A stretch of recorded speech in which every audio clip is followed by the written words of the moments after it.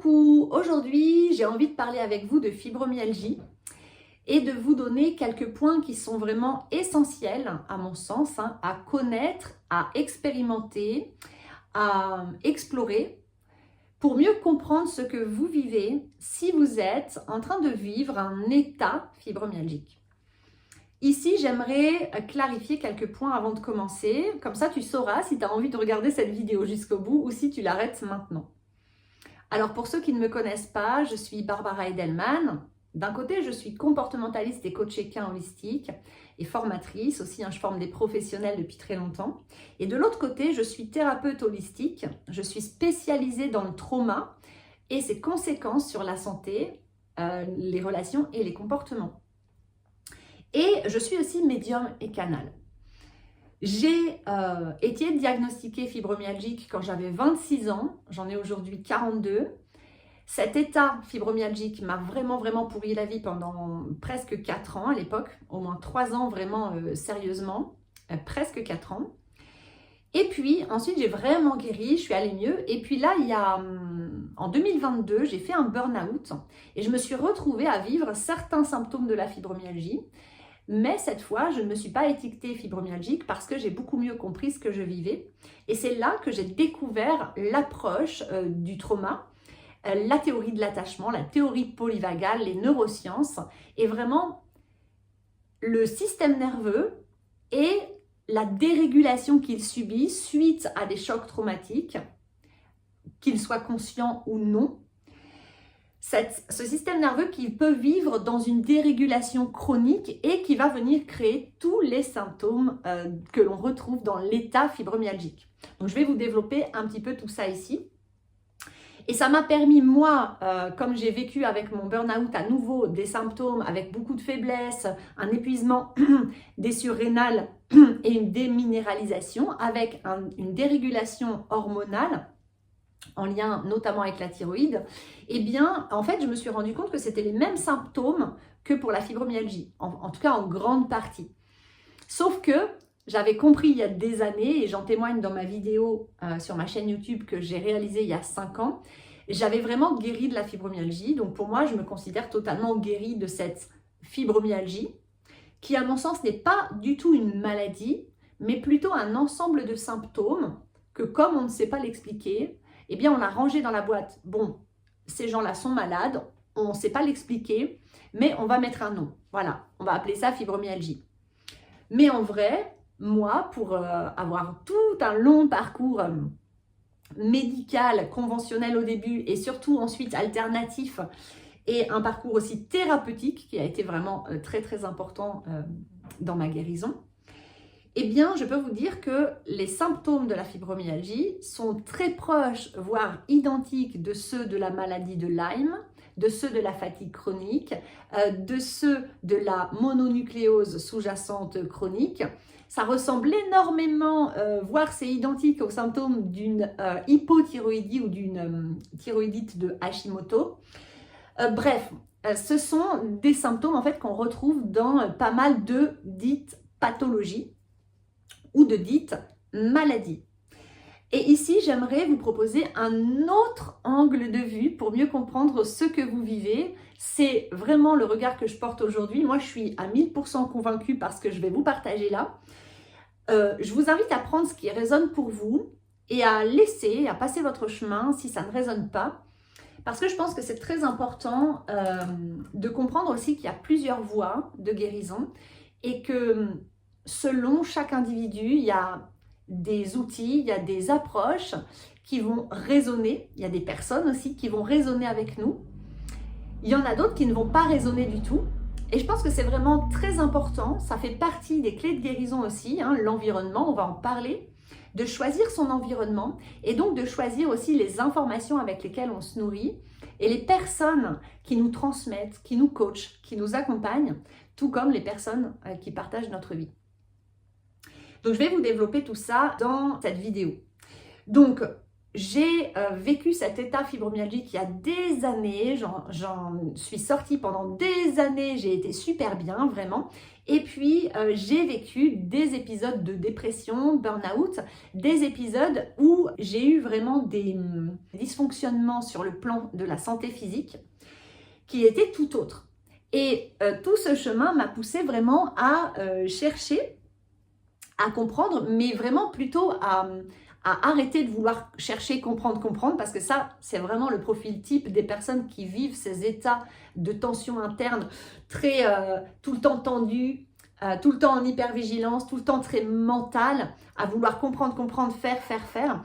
Et c'est une énergie qui nourrit la dérégulation et qui nourrit vraiment la dysbiose à l'intérieur de nos corps physiques, émotionnels, mentaux et vibratoires, énergétiques. Et donc, c'est important aussi sur ce chemin de guérison de conscientiser ça, de conscientiser que ce que l'on pense, ce que l'on croit au sujet de soi, de son corps, de sa santé, de sa valeur, de la fibromyalgie, eh bien, ça va vraiment s'amplifier dans notre vie.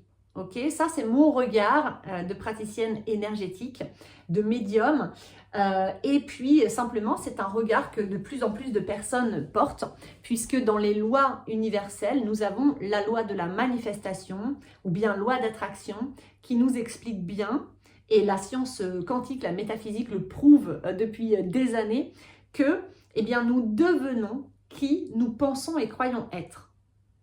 Et ça vient impacter nos cellules, le cœur de nos cellules et donc toute notre biologie, tout notre être sur nos 4 plans. Donc, ça c'est quelque chose que je rajoute, que je n'avais pas écrit sur mon cahier, mais pour moi c'est vraiment quelque chose d'essentiel qui m'a vraiment beaucoup aidé de comprendre ça. Ok, si tous les jours je me répète, de toute façon je suis malade, je vais jamais guérir, c'est incurable, et ben je vais nourrir cette maladie et elle va s'amplifier et la maladie va durer. Comme je suis persuadée que je guérirai jamais, ben il y a de très grandes chances que je ne guérisse jamais. À partir du moment où je commence à changer mon regard et à me dire « Ah, mais attends, si je me répète ça tout le temps, je le deviens. » Ok, est-ce que j'ai envie vraiment que ça dure toujours? Est-ce que j'ai envie de ne jamais guérir? Non.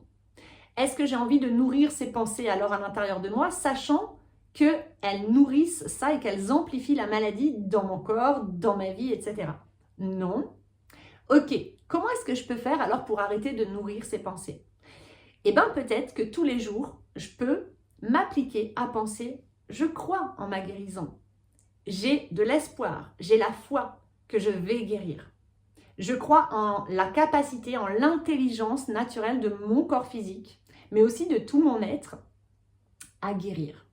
Je fais confiance à mon corps et je choisis, si la médecine conventionnelle ne marche pas, si ce que je répète depuis 1 an, 2 ans, 3 ans, 10 ans ne marche pas, eh bien, je choisis de changer.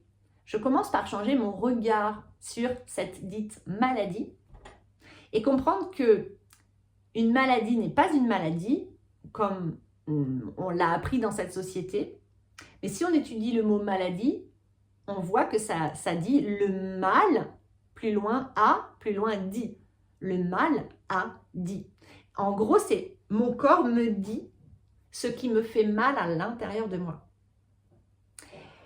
Et comprendre aussi que la base de toute dite maladie ou de tout mot physique, de tout mal physique et de tout mot physique au pluriel, c'est tout le temps, des mémoires traumatiques.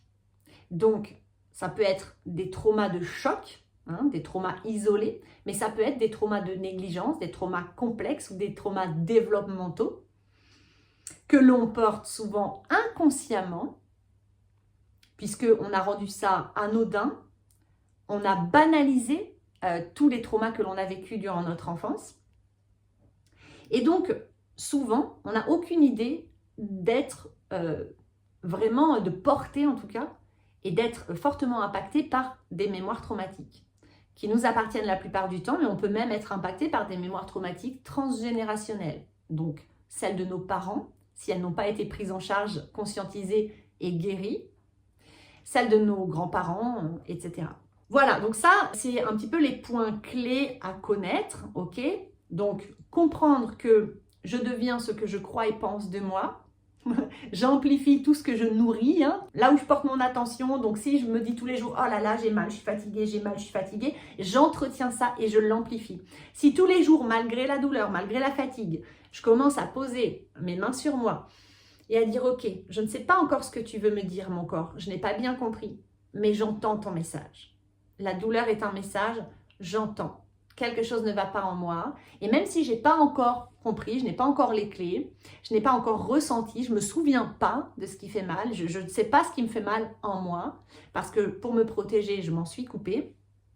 Mais aujourd'hui, je décide simplement de changer mon regard et au lieu de rejeter mes douleurs, au lieu de vouloir à tout prix les anéantir, je vais commencer à les écouter et à entendre le message de mon corps. Parce que ton corps, c'est ta première maison sur cette terre.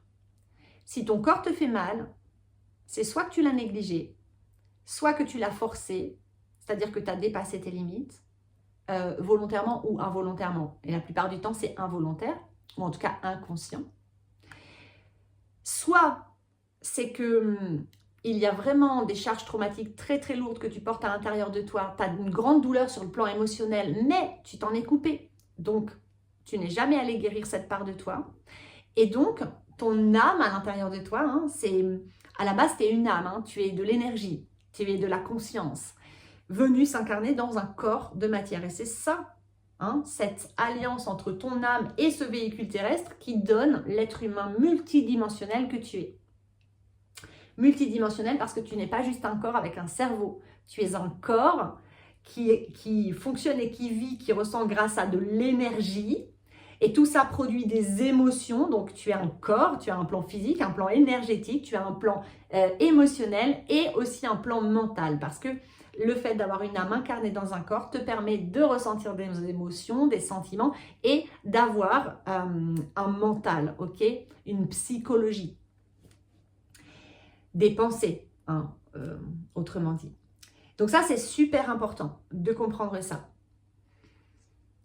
Ok, donc maintenant que ça s'est posé, eh bien là, je vais te développer les points qui me semblent vraiment très très importants à connaître. Moi, je t'invite pour chaque point peut-être à les noter et peut-être à simplement laisser infuser ce que je dis dans cette vidéo dans les jours à venir, les semaines à venir et voir un petit peu comment ça résonne en toi et peut-être commencer à essayer d'ouvrir ton regard, élargir ta vision.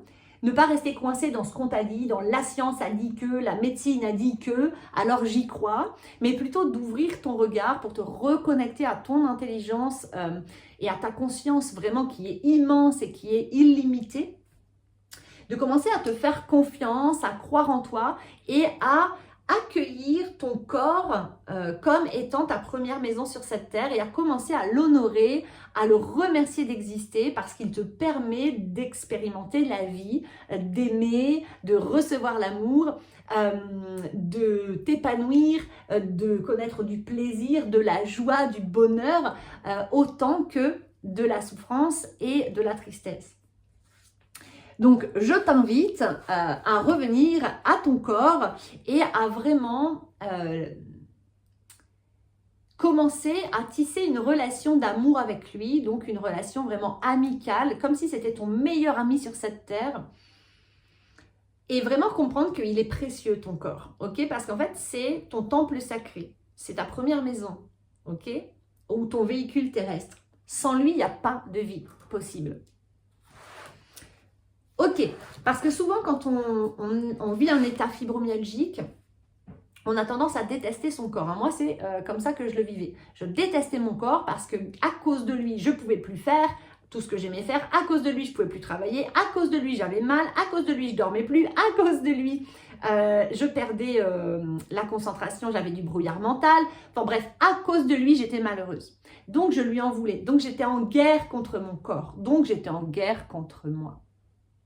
Et quand on est en guerre contre soi, on s'auto-détruit. Donc, ça, c'est aussi un des points clés. Ça va être d'intégrer ça et de commencer à changer notre posture intérieure. Au lieu de rejeter mon corps comme étant un problème, un boulet, je vais commencer comme par le voir comme étant mon ami, le messager de mon âme qui me dit « Attends, à l'intérieur, tu as des souffrances, il y a quelque chose qui ne va pas, il y a quelque chose au pluriel souvent qui ne va pas.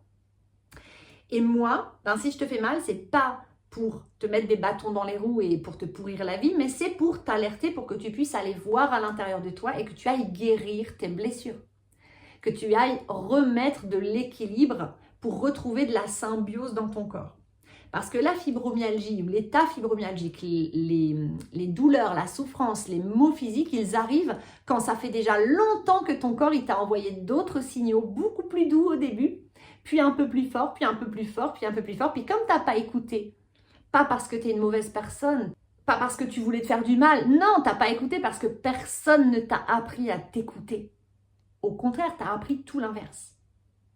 Tu as appris à te fuir, tu as appris à te taire, tu as appris à te réduire, tu as appris à ne pas déranger, tu as appris à te faire toute petite, à servir les autres, mais à t'oublier, à te sacrifier. Et en fait, tu n'as absolument pas appris à t'écouter, à te connaître, à aimer ton corps, à l'honorer, à le célébrer, à en prendre vraiment soin. Donc ce n'est absolument pas de ta faute et ici j'insiste bien sur ce point pour te déculpabiliser, c'est que tu n'es pas coupable, tu n'as pas appris, tu ne peux pas te donner quelque chose que tu ne possèdes pas, tu ne peux pas te traiter d'une manière que personne ne t'a montré que cette manière existait en fait. Ok, et en plus tu ne l'as pas appris mais tu as appris tout l'inverse. Donc aujourd'hui je t'invite à conscientiser ça et à commencer à dire à ton corps ok, maintenant, j'ai envie de te regarder comme étant mon messager, mon guide ou mon meilleur ami, en fait. Ok. Et à comprendre que ton corps, il te veut du bien. Il cherche juste à te guider vers la guérison de toutes ces blessures à l'intérieur de toi. Tu vois, c'est un peu comme si ton cœur à l'intérieur, il a tellement pris de poignards, de coups de poignard par le passé, et jusqu'à peut-être aujourd'hui, parce qu'il y a peut-être des schémas que tu répètes encore et qui te blessent à chaque fois. Et donc, tu as des blessures qui saignent. Elles ne sont pas refermées, tes blessures, elles saignent, ça pisse le sang de partout à l'intérieur. Et toi, tu ne regardes pas, tu fais non, non, tout va bien et tu continues d'avancer, de servir les autres, de te sacrifier, de t'oublier, etc. Tu continues de porter le masque de mais non, ça va, je suis forte, je vais tenir, je peux y arriver, je dois faire les choses toute seule, je suis indépendante, etc. Et donc, en fait, tu continues de fuir tes blessures. Tu mets comme un pansement dessus pour pas les voir, mais en dessous, elles sont en train de gangréner en fait. Parce que toute blessure, qu'elle soit physique ou émotionnelle, eh ben, pour guérir, elle a besoin que tu en prennes soin. Ok ? Toute plaie a besoin que tu la soignes, que tu l'accompagnes pour qu'elle puisse cicatriser entièrement.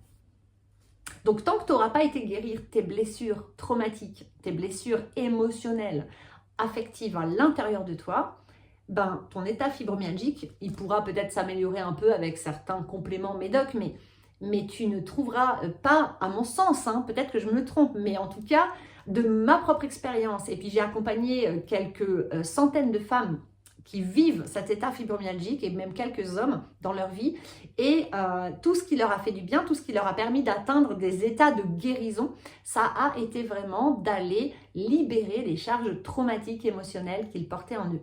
Donc c'est ce chemin d'introspection qui est un chemin qui demande du temps, qui demande de la lenteur et de la patience et de la douceur envers soi-même, qui permet la guérison. Avec bien sûr une prise en charge quand même globale de ta santé sur tous les plans. Hein, surtout ne pas faire que le travail thérapeutique en abandonnant le corps.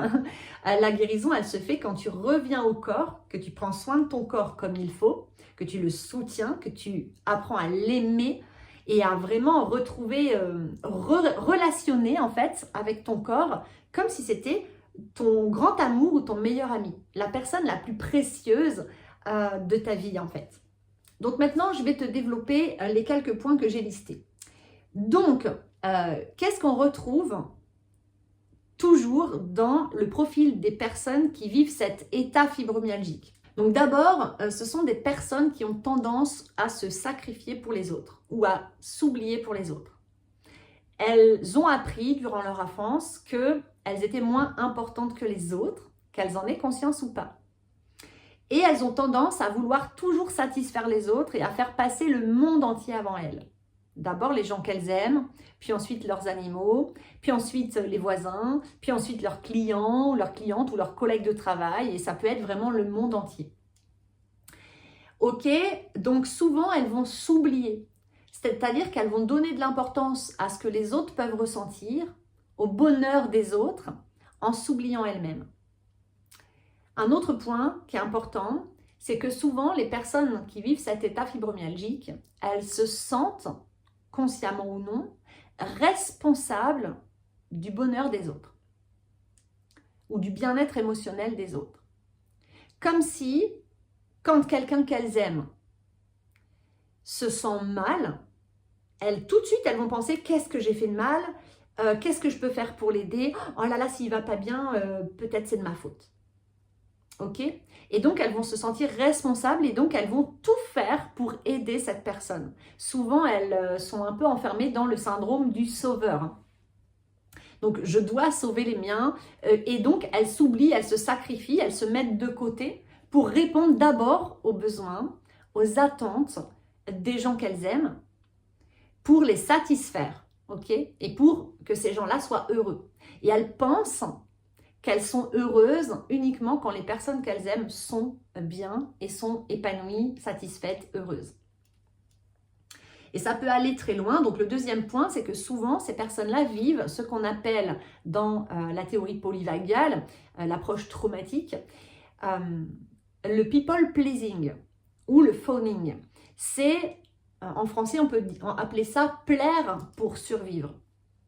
C'est une réponse de survie que ces personnes ont développée très tôt dans leur enfance. Alors moi, je l'avais carrément développée, hein, j'en témoigne, qui fait que quand elles étaient enfants, elles ont appris que pour survivre dans leur famille, il fallait qu'elles plaisent aux autres, il fallait qu'elles satisfassent les autres.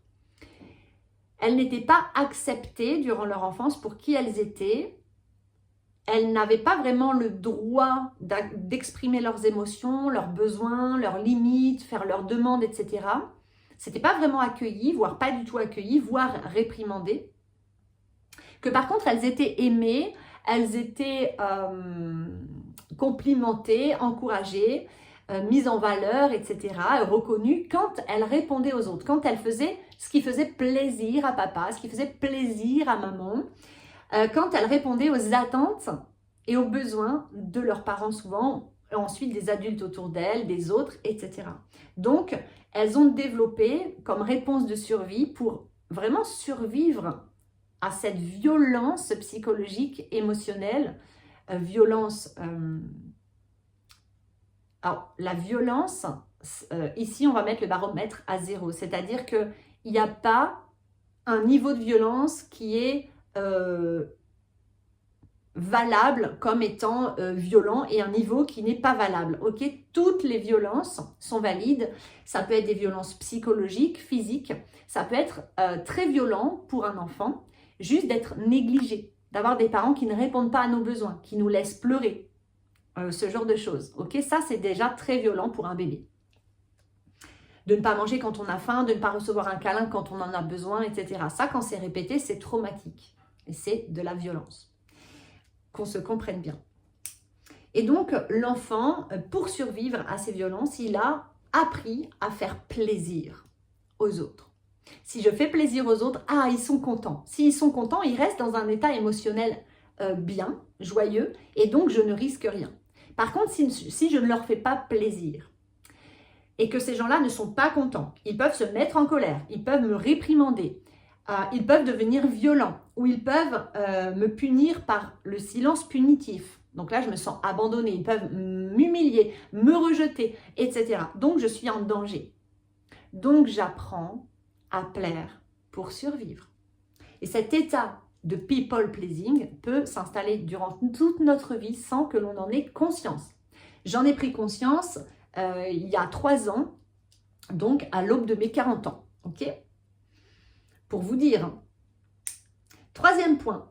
Alors, bah oui, alors les personnes qui vivent un état fibromyalgique, souvent, sont totalement déconnectées de leurs besoins et de leurs limites. C'est-à-dire que souvent, pour répondre aux attentes des autres, elles vont dépasser leurs limites. Des limites, ça peut être physique, Hein, ça peut être par exemple, ben là j'ai l'énergie pour faire quelque chose. Ah, là je sens que j'ai moins d'énergie, je devrais m'arrêter. Mais si je sens que j'ai moins d'énergie, mais je continue jusqu'à l'épuisement total, jusqu'à avoir mal partout, puis même quand j'ai mal, je continue, et bien là, je dépasse mes limites. Donc moi-même, je me manque de respect. Non pas parce que je suis maso, mais simplement parce que je n'ai jamais appris à reconnaître, à ressentir, et encore moins à respecter mes limites, qu'elles soient physiques, émotionnelles, psychologiques ou énergétiques. Donc souvent, dans notre éducation, les adultes autour de nous n'ont pas respecté nos limites. Ils nous ont réveillés à l'heure qu'il les arrangeait, ils nous ont couchés à l'heure qu'il les arrangeait, ils nous ont nourris comme ça les arrangeait, ils nous ont des fois intrusés, dit des choses qu'on n'avait pas à entendre, ils ont fait des choses qui étaient trop précocement pour nous, etc. etc. On a dû être forcé à faire la bise, ce genre de choses. Vous savez, quand on éduque nos enfants en leur disant « Si, fais le bisou au monsieur, fais la bise à la dame », alors que l'enfant n'a pas envie parce qu'il sent un rejet et qu'il n'a pas envie et qu'on le force, et bien là, on lui apprend à ne pas honorer ses limites. On lui apprend « Tes limites ne m'intéressent pas, elles ne sont pas importantes ». Et donc, l'enfant, progressivement, il apprend « Mes limites ne comptent pas, elles ne sont pas importantes. Au contraire, elles dérangent. Donc, je vais me couper de mes limites. » Et l'enfant, progressivement, va se couper de ses limites jusqu'à oublier qu'il a des limites. Et quand on devient adulte, on ne sait même pas qu'on a des limites. On découvre un jour, ah mais oui, on a des limites, en fait, j'ai des limites. Oh, c'est quoi mes limites? Puis après, ça prend des années, des fois, pour reconnecter à vraiment, ah, je sens mes limites quand elles arrivent, là, quand j'arrive à mes limites, je les sens avant d'arriver à ma limite et je m'arrête là. Parce que nous, souvent, c'est vous. Oh là là, j'ai dépassé mes limites, mais je me suis même pas, j'ai même pas vu que j'avais une limite et que je l'avais dépassée. Par contre, je le sens parce que vraiment, j'ai vidé ma pile et du coup, je tombe presque raide morte dans la douleur et la fatigue intense parce que je me suis vraiment épuisée. Ok ? Donc ça, c'est vraiment quelque chose que l'on retrouve beaucoup chez les profils d'état fibromyalgique. Pareil pour les besoins. Donc, on a appris à répondre aux attentes des autres, à obéir aux autres, à satisfaire les autres, à plaire aux autres, au détriment de nos propres besoins. Et souvent, quand on vit cet état fibromyalgique, on n'a pas vraiment conscience de nos besoins fondamentaux. On a conscience plus ou moins de nos besoins vitaux, donc la soif, la faim, l'envie de dormir, le besoin de sommeil, l'envie de faire pipi. Et souvent, on a envie de faire pipi, mais on ne va pas y aller tout de suite. On va remettre à plus tard. Attends, je vais faire un truc avant. On a faim, mais on va remettre à plus tard. On va même oublier de manger des fois. On a soif, mais on va remettre à plus tard. On va oublier de boire. Donc souvent, on va vraiment négliger nos besoins parce que dans notre enfance, ils ont été négligés par nos figures d'attachement en fait, par les adultes responsables autour de nous. Donc, ces adultes-là négligeaient souvent leurs propres besoins.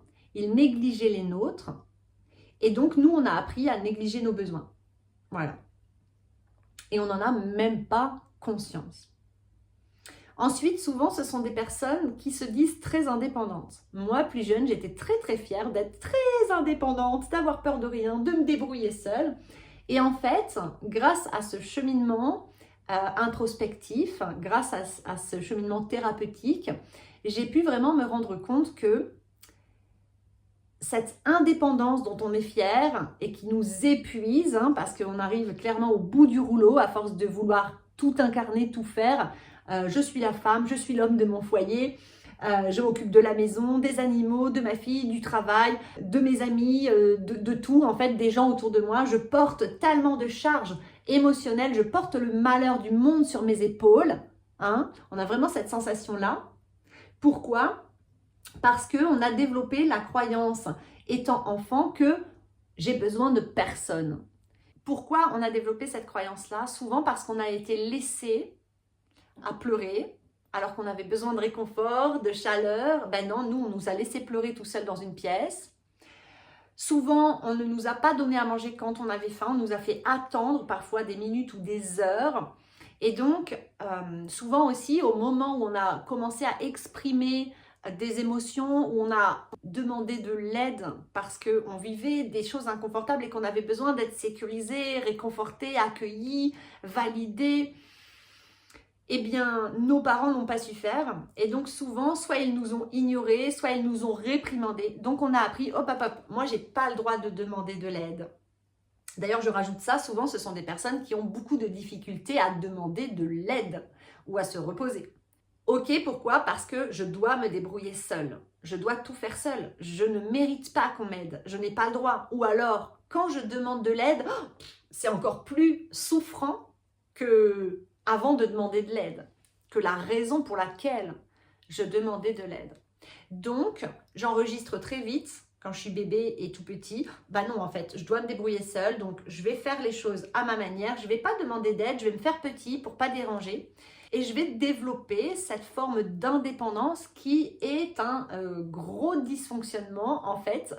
Cette société nous valide en ce sens, oui, faisons des enfants indépendants. Mais en fait, cette indépendance, souvent, c'est une hyper-indépendance.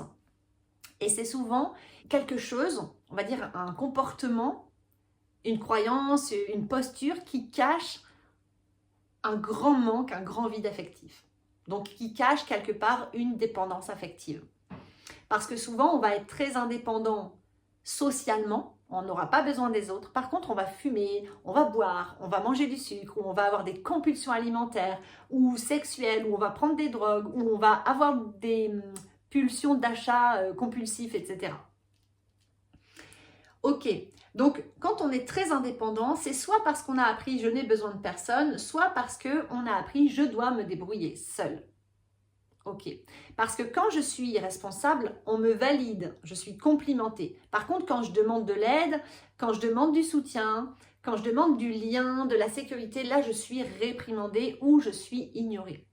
C'est trop souffrant. Donc, je vais apprendre à tout faire par moi-même. Et ça, c'est épuisant parce que nous sommes des êtres vivants, des êtres humains, nous sommes des êtres sociaux, des êtres de co-création, de coopération, de partage. Nous avons besoin de soutien, nous avons besoin d'être portés par moments, en tout cas de pouvoir s'appuyer sur quelqu'un, sur un ami, sur un amoureux, sur un parent. On a vraiment besoin d'être soutenu, on a besoin d'être encouragé, on a besoin d'avancer main dans la main, vraiment de créer des choses ensemble, de construire des choses ensemble. On ne peut absolument pas tout faire seul, c'est impossible. Et c'est pour ça que souvent notre corps se met à crier d'ailleurs, hein, si on veut tout faire seul. Moi, ça a vraiment été mon parcours. Hein. J'étais fière de ne pas avoir besoin d'hommes, etc., de tout faire seul. Alors un point que je rajoute ici, que je n'avais pas noté, c'est aussi que souvent, on retrouve des personnes, alors on retrouve beaucoup de femmes, les hommes je connais moins, mais beaucoup de femmes. Et ces femmes-là, souvent, elles refusent d'incarner leur yin. Le yin, c'est l'énergie du féminin sacré. Donc souvent, elles rejettent, consciemment ou inconsciemment, leur féminité. Parce qu'elles voient ça comme une faiblesse. Parce que souvent, leur féminité n'a pas été accueillie, reconnue, validée quand elles étaient enfants. Au contraire, quand elles se comportaient comme un garçon, qu'elles étaient dans leur yang, donc dans leur masculin sacré, donc dans le faire, dans l'action, dans la mentalisation, l'analyse, le raisonnement, la productivité, la performance, etc. Eh bien là, elles étaient validées. Alors que l'énergie féminin du yin, c'est cette énergie de je prends soin de moi, c'est le respect de soi, c'est le repos, c'est la régénération, c'est la méditation, l'introspection, c'est le silence, c'est créer de l'espace fertile pour pouvoir accueillir le renouveau. C'est deux énergies qui fonctionnent ensemble, je l'explique très bien dans beaucoup de mes vidéos, de mes podcasts, je vous laisse fouiller. Donc c'est l'énergie à la base de toute chose, masculin, féminin, sacré, c'est deux polarités mais qui normalement forment une unicité, ok?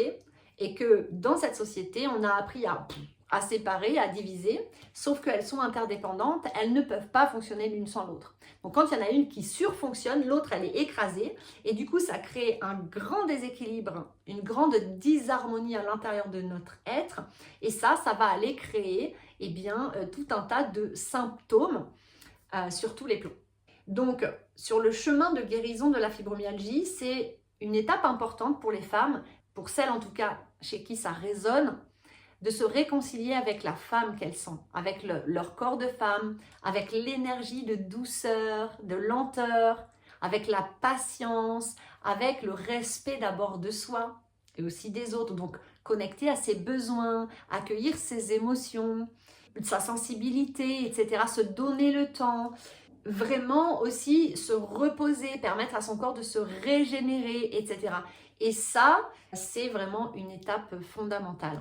Ah oui, alors le fait de beaucoup faire, hein, souvent donc les personnes qui sont fibromyalgiques sont beaucoup dans l'action, beaucoup en train de faire pour les autres, hein, souvent, mais aussi pour elles-mêmes, mais elles sont beaucoup dans je fais, je produis, je travaille, je porte. Elles sont souvent surmenées, surchargées sur le plan mental, physique et émotionnel. Ok. Parce que souvent, il y a une blessure dans l'estime d'elles-mêmes, hein, à la base, dans leur fondation, qui dit, eh bien, tu as besoin de prouver ta valeur, tu dois prouver ta valeur pour être aimé, pour être accepté, pour avoir le droit d'exister sur cette terre. Si tu ne prouves pas ta valeur ou ton utilité, hein, te rendre utile, eh bien, tu as le sentiment que tu es comme un usurpateur sur cette terre, tu n'es pas la bienvenue, en tout cas pour qui tu es tel que tu es. Si tu ne fais pas plaisir aux autres, si tu ne fais pas, si tu ne prouves pas ta valeur, et donc tu as l'impression que tu vas mourir. Donc tu es poussé par une énergie souvent inconsciente de je dois prouver ma valeur, je dois faire, je dois tenir, je dois aider les autres, je dois porter le problème des autres, je dois construire, je dois tout faire pour être accepté et pour prouver que j'ai le droit d'exister. Alors ici, je te dirais juste très rapidement, en réalité, tu n'as rien à prouver pour mériter quoi que ce soit. L'abondance, le bonheur, la santé, l'épanouissement, l'accomplissement, ce sont des droits de naissance. Tu as le droit à tout ça sans rien avoir à faire pour. Rien. Voilà, c'est simplement que tu l'as oublié parce que tu as grandi dans un environnement qui t'a fait croire le contraire. Donc, je t'invite là maintenant à peut-être inspirer profondément, fermer tes yeux, pose une main ou deux mains sur ton cœur, souris-toi et dis-toi, je n'ai rien à prouver. J'ai une grande valeur. Je n'ai rien à prouver pour mériter quoi que ce soit. J'ai le droit au meilleur. Parce que je suis incarnée sur cette terre, j'ai le droit à l'abondance, au bonheur, à la pleine santé. J'ai le droit à l'épanouissement, à la chance, sur tous les plans de ma vie. C'est un droit, ce sont des droits de naissance. J'en prends conscience là maintenant. Je n'ai rien à prouver à personne. J'ai le droit d'exister. Je suis parfaitement légitime dans ce corps, dans cette vie, sur cette terre. Tu peux inspirer profondément, expirer et puis prends quelques secondes pour accueillir ce que ça te fait là. Est-ce que tu as envie de pleurer? Est-ce que tu ressens une boule dans ton cœur? Ou est-ce qu'au contraire tu as envie de sourire, d'ouvrir grand les bras à la vie? Respire un instant là et quand ce sera juste pour toi, tu pourras bouger, réouvrir doucement tes yeux et revenir ici et maintenant.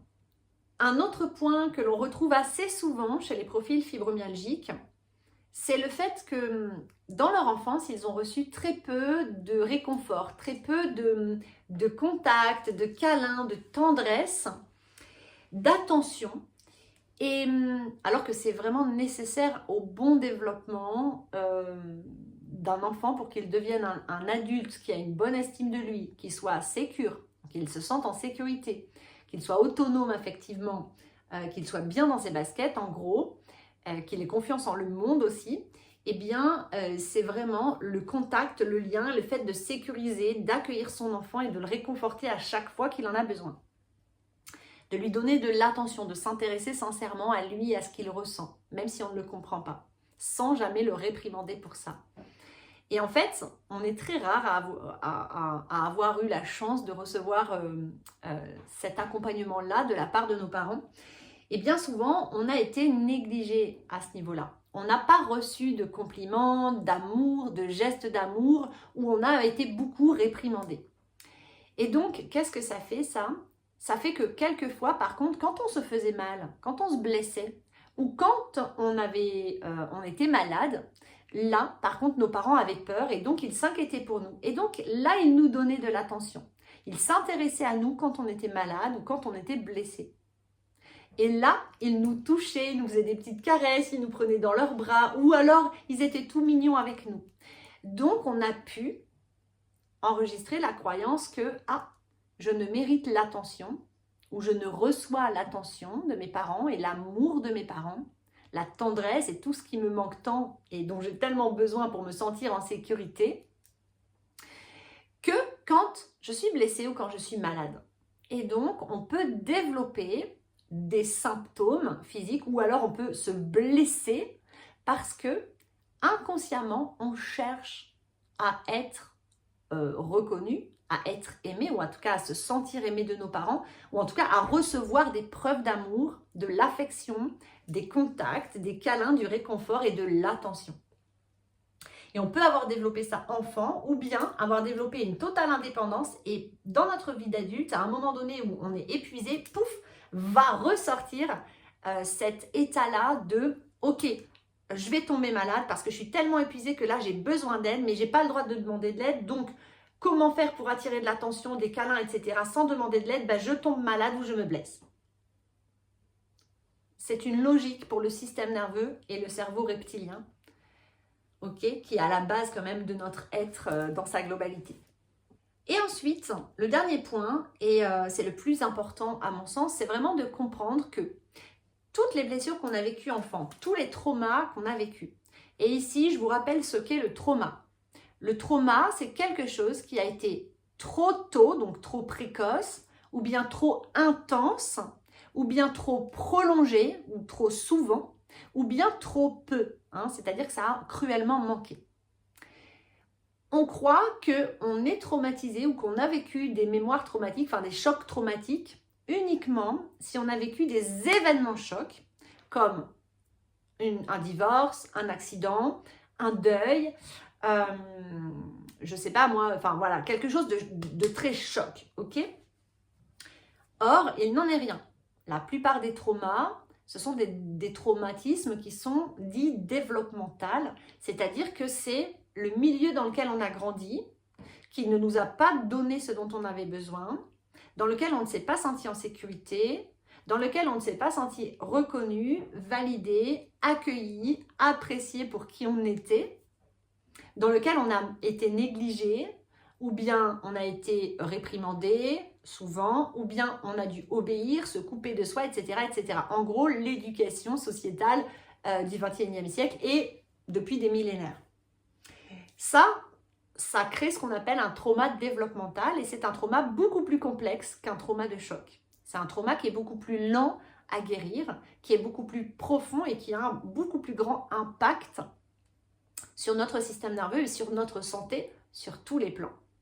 Il existe tout un tas d'autres traumas, les traumas médicaux, le trauma complexe, etc., etc. Mais si simplement l'idée c'est de vous faire comprendre que souvent on croit qu'on n'a pas été traumatisé ou qu'on a vécu un ou deux traumas, pas plus. Alors qu'en fait on porte beaucoup de cicatrices et une mémoire puissante et très lourde, traumatique, mais elle est développementale.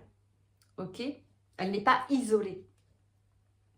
Et donc, un système nerveux qui est fortement dérégulé, ça va créer dans le temps, si ça n'est pas pris en charge, donc ça veut dire que si nos mémoires traumatiques, nos blessures, nos émotions ne sont pas accueillies, ne sont pas prises en charge, qu'on ne nous apprend pas à ressentir nos émotions, à les vivre sereinement, à les laisser nous traverser et à attendre qu'elles passent, on n'apprend pas à se co-réguler avec nos parents, puisque nos parents ne sont pas là pour nous réconforter, donc il n'y a pas de co-régulation, alors que quand on est enfant, c'est crucial pour notre bon développement et pour se sentir en sécurité, avoir confiance en la vie, c'est crucial, c'est indispensable, c'est fondamental que nos parents viennent pour co-réguler avec nous. C'est-à-dire qu'ils viennent et même s'ils ne savent pas quoi dire, ils nous prennent dans leurs bras, ils sont patients, ils respirent calmement et ils attendent que la crise passe en nous disant « je suis là ». Et je te soutiens et je te soutiendrai toujours, quoi qu'il arrive et quoi que tu vives. Au contraire, nous, souvent, on a été réprimandés, critiqués ou bien ignorés, négligés. Et donc, on n'a pas pu bénéficier de cette co-régulation. Donc, on n'a pas appris à réguler notre système nerveux. Et en même temps, toutes les charges traumatiques qu'on porte, qui n'ont jamais été prises en charge, tant qu'elles ne sont pas reconnues, accueillies, écoutées et apaisées, donc guéries, la guérison, c'est l'apaisement de chacune de ces charges. Tant que ce n'est pas guéri, donc apaisé totalement, pris en charge donc, eh bien ça continue de créer un déséquilibre à l'intérieur de nous. Donc plus on a de charges, et plus ça fait longtemps qu'elles ne sont pas reconnues et qu'elles n'ont jamais été accueillies, et plus notre système il est installé dans une dérégulation qui est chronique et qui est profonde. Et ça va affecter notre être sur tous les plans. Parce que quand notre système nerveux est dérégulé, ça crée des tensions d'abord dans notre corps. Donc souvent on va être crispé la nuque, ici les épaules, les trapèzes, ça peut même être les bras, les mâchoires. Alors, toutes ces tensions à l'intérieur de nous, elles vont créer une inflammation chronique, une inflammation de nos tissus, donc un terrain beaucoup trop acide. Et si en plus, on ne mange pas bien, qu'on ne bouge pas assez, qu'on ne connecte pas assez avec la nature, alors là, c'est le combo pour que l'inflammation chronique se développe plus. Donc, un système nerveux qui est dérégulé crée des tensions musculaires, nerveuses. Ok. Ça crée aussi une inflammation. Souvent, ça va aller toucher le digestif. Inflammation des intestins. Mais cette inflammation, elle peut se propager partout. Ça peut être une candidose. Ça peut être une inflammation au niveau ORL. Ça peut atteindre le cerveau et donc créer tout ce qui va être perte de mémoire, trouble de la concentration, brouillard mental, fatigue mentale, etc., etc.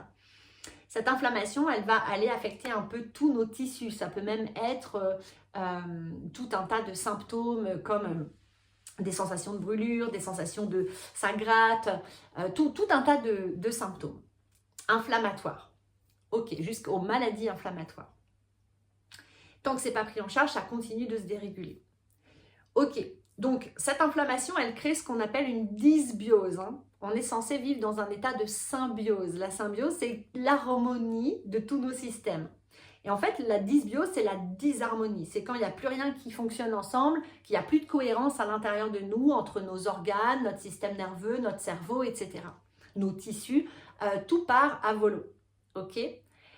Et donc, ça crée une dysbiose. Cette dysbiose, eh bien, elle va aller créer des dérèglements hormonaux, des troubles digestifs, cognitifs, des troubles du sommeil et des douleurs musculaires, articulaires, etc.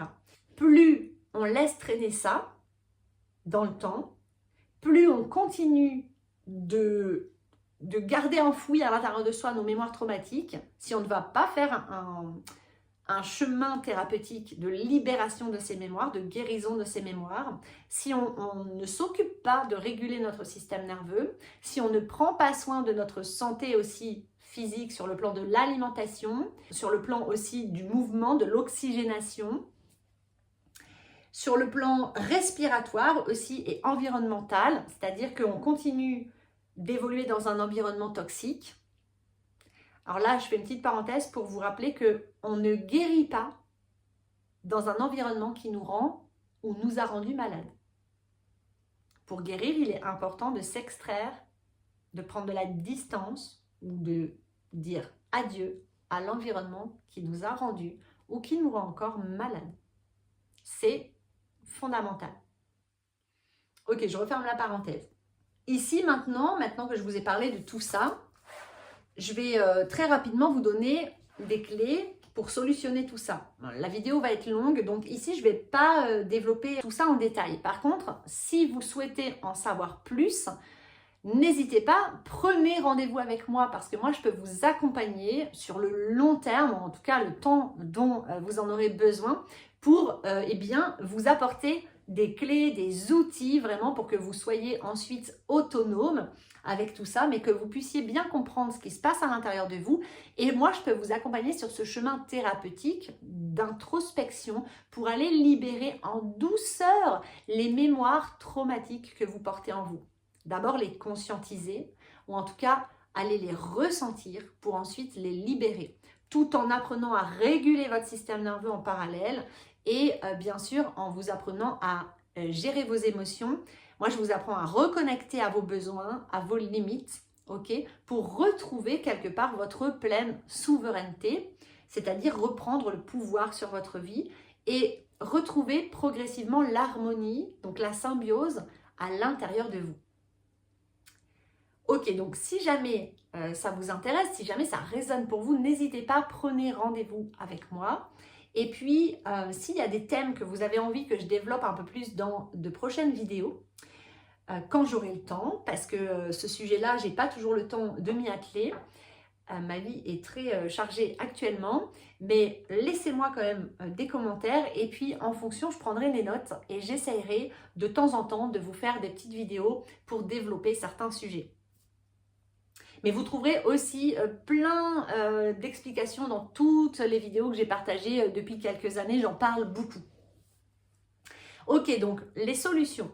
Petit 1, apprendre à réguler son système nerveux. Il y a plein d'outils très simples, accessibles à tous, très faciles à appliquer, qui permettent d'apporter de la régulation à son système nerveux. Pour réguler le système nerveux, c'est-à-dire que pour lui redonner en fait un sentiment de sécurité et pour que vous puissiez vous détendre, arrêter d'être en hypervigilance tout le temps dans le faire et pouvoir être en confiance, en sécurité, apaisé, ok? Donc adieu le stress, adieu l'angoisse, adieu l'anxiété, adieu l'hypervigilance, adieu les tensions dans le corps, bonjour la décontraction. Eh bien, c'est très simple, moi je transmets énormément ça dans tous mes accompagnements. Donc il y a plein de petits outils très faciles à appliquer. Alors l'important pour guérir vraiment et réguler son système nerveux, il y a 3 clés essentielles. Tout parcours de guérison devrait comporter ces 3 clés. La première, c'est la présence. C'est apprendre à donner de la présence à soi-même. Revenir à sa présence corporelle, revenir au corps. Être présent à ce que je fais là, maintenant. Ok, je sens le poids de mon corps là sur le fauteuil. Je sens mes vêtements. J'ai conscience de toute la pièce, de la lumière. J'entends le son de ma voix, tous les sons qui m'entourent au moment où je vous parle. Ok, et pour revenir à cette présence, c'est pareil, on commence par des micro-pratiques pour s'habituer progressivement. Donc, on a besoin de présence, on a besoin de lien. Et c'est pour ça que c'est très important de bien choisir son environnement, de s'entourer de personnes soutenantes, non jugeantes, accueillantes, sur qui on peut de temps en temps s'appuyer, auprès de qui on peut se déposer dans notre vulnérabilité. On sait qu'on ne sera jamais rejeté, méprisé ou jugé pour ça. Ça, c'est très important. Et c'est pour ça que c'est très important. On gagne énormément en temps, en efficacité quand on fait appel à un ou une thérapeute ou un praticien en tout cas qui va vraiment avoir cette compétence, cette qualité de nous accueillir avec bienveillance, non jugement et qui va pouvoir nous accompagner en respectant notre état nerveux, qui va pouvoir nous donner des outils pour qu'on devienne autonome et qu'on suit avec cette personne, je ne sais pas, entre, je dirais, franchement, une guérison pour une fibromyalgie, c'est au moins 1 an d'accompagnement, 1 à 2, 3 ans d'accompagnement pour vraiment atteindre un état de guérison. Mais il y a des personnes qui y arrivent beaucoup plus vite parce qu'elles sont prêtes, parce qu'elles persévèrent, parce qu'il y a des déclics qui se font plus tôt, etc. Et d'autres personnes qui vont résister davantage et qui vont mettre plus de temps. Mais d'être accompagné par une personne qui connaît le chemin, qui va nous permettre de ne pas perdre des années de souffrance, des années à être enfermés dans notre corps comme dans une prison, qui va nous permettre de ne pas perdre des années à errer médicalement ou quoi. Une personne qui va pouvoir nous tenir la main, nous guider pas à pas sur ce chemin de guérison, ça c'est super important. Et de la sécurité. Et la sécurité, c'est pareil, c'est important, ça s'apprend de ramener de la sécurité dans son corps. Et c'est ce qu'on fait dans mes accompagnements. La sécurité, elle vient du lien. Quand tu es en lien avec la personne qui t'accompagne ou quand tu nourris des liens bienveillants, sains, sécures dans ta vie de tous les jours, eh bien ça va aussi te permettre de guérir beaucoup plus rapidement que si tu continues de nourrir des relations toxiques. Donc, présence, lien, sécurité. C'est 3 ingrédients clés pour guérir. Donc, solution. Petit 1, réguler son système nerveux. Ça s'apprend. Et ensuite, on devient vite autonome et ça se pratique tous les jours, des petits exercices. Et ça fait des merveilles. Ça nous permet déjà d'atteindre des états d'apaisement, des soulagements au niveau physique, etc. De l'anxiété, du mental, qui sont vraiment très importants, salvateurs. Moi, je remercie du fond du cœur la régulation du système nerveux. C'est une découverte tellement magique. 2, apprendre à ressentir son corps, revenir au corps, à accueillir ses ressentis et aussi à ressentir ses émotions, ça s'apprend, et ressentir nos besoins, nos limites et apprendre à les honorer et à les respecter. C'est pareil, ça c'est des choses qu'on apprend au fur et à mesure des séances. 3, se donner le temps, s'autoriser à guérir à son rythme, arrêter d'être pressé, d'être impatient, d'être exigeant, se donner du temps, de la bienveillance, de la douceur, de l'indulgence, c'est super important. C'est cette énergie yin, féminine là, dont on manque souvent quand on est dans un état fibromyalgique. Donc ça s'apprend, se donner le temps, respecter notre propre rythme, parce que quand on porte des mémoires traumatiques, quand on veut aller trop vite, trop fort, tout ce qui est trop, ça traumatise. Donc on vient retraumatiser. Donc en fait, on croit qu'on va guérir plus vite, sauf qu'en fait, on guérit beaucoup plus lentement. Et ça, je l'ai vécu, donc je peux vous en parler en connaissance de cause. Quand on veut guérir trop vite, en fait, on vient retraumatiser nos systèmes. Donc, en fait, au lieu de les apaiser, on les réactive encore plus et on crée encore plus de tensions et encore plus de symptômes. À éviter. 4. Cultiver la gratitude et l'amour dans votre vie de tous les jours pour tout ce que vous vivez, tout ce que vous avez, mais surtout envers votre corps. Aimez et remerciez votre corps, chaque partie de votre corps et surtout les parties qui font mal. Dites-leur, par exemple, si vous avez mal à l'épaule, posez une main sur votre épaule, fermez les yeux et dites-lui, mon épaule, tu me fais mal, ok. Je ne sais pas pourquoi, je ne comprends pas le message, mais aujourd'hui, je t'écoute. Je suis là. Je te ressens. Je te porte mon attention et je reconnais ta douleur. Je valide cette douleur. Tu as le droit, mon épaule, d'avoir mal et moi, j'ai le droit d'avoir mal à l'épaule. Cette douleur est légitime. Ok. Aujourd'hui, mon épaule, je comprends que tu es en train de vouloir me transmettre un message important pour mon bien. Même si je ne le comprends pas encore ou que je ne sais pas comment faire pour l'accueillir. Mais là, j'essaye. J'accueille ce message, même si je n'y comprends rien. Et je te remercie, mon corps, mon épaule, de me transmettre ce message. Un jour, je le comprendrai et je pourrai alors changer les choses. Pour l'instant, je te remercie simplement de me transmettre ce message et je t'envoie de l'amour parce que tu fais partie de moi. Tu es une partie de mon corps, tu es une partie importante de moi. Je t'aime et je te remercie.